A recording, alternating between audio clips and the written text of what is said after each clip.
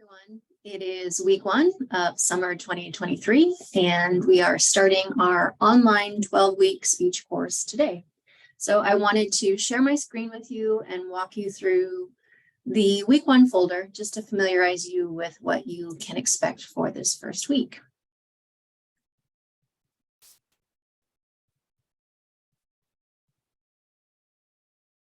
All right, so our weeks are set up starting Monday of each week, except for this one, since we started on Tuesday for Memorial Day, and ending Sundays at midnight. So most weeks, I think almost all weeks, you will have all of your assignments due by Sunday midnight. So for this first week, I have several bullets here listing what I'm asking you to do by the end of the week. So Sunday, the 4th of June. And I have a couple videos in here for you to watch. One's just of a welcome of who I am and what to expect in the class. And then next we get into the content of the course. So we begin talking about the rhetorical triangle, which involves ethos, logos, and pathos, 3 essential components to any kind of communication or rhetoric, particularly for persuasive. And in some regards, all communications is persuasive. And then I'm asking you to read a chapter in your textbook. Remember, your textbook is online and free, so there's a link to read that chapter or that section in that chapter. There is a TED Talk for you to watch first, and then answer questions related to that TED Talk for 1.4. And we'll do several of these throughout the coming weeks, having you watch a short video, usually a TED Talk, and then assess the credibility of that source. Remember, we are very much an online world right now, and there are lots of people with many different platforms. But just because someone has a large following doesn't make them a credible or ethical source.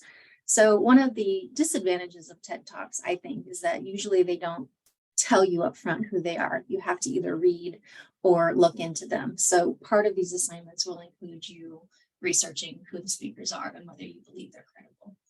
And I have you doing a short video to introduce yourselves to each other. Since we are in an online speech course, it's great to be able to see and hear each other on video. So I'm asking you to pick whatever you want to choose to talk about, your 5 favorite blank, you choose the blank, and then record your video and upload it to the discussion board, trying to keep it under 1 minute. And then lastly, for this first week, I'm having you review the Speech 1 assignment. Your Speech 1 assignment is an informative speech.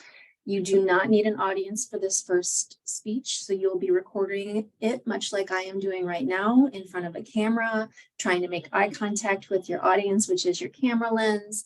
You will write out your speech in its entirety, so full sentences, preparing what you would hope to say in your speech.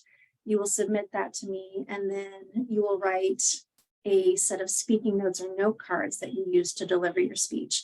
This prevents you from reading your speech word for word on your screen, because if you read your speech, I do deduct points for reading your speech. It essentially it doesn't connect you to your audience. It feels somewhat robotic, it feels somewhat distant and cold, and it doesn't allow you to make better eye contact, change your voice. When you're reading, you speed up, you don't make eye contact, and you sound a little bit more monotone.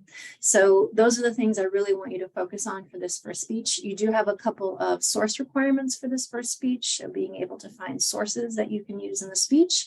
It is a 3 to 5 minute speech worth 75 points.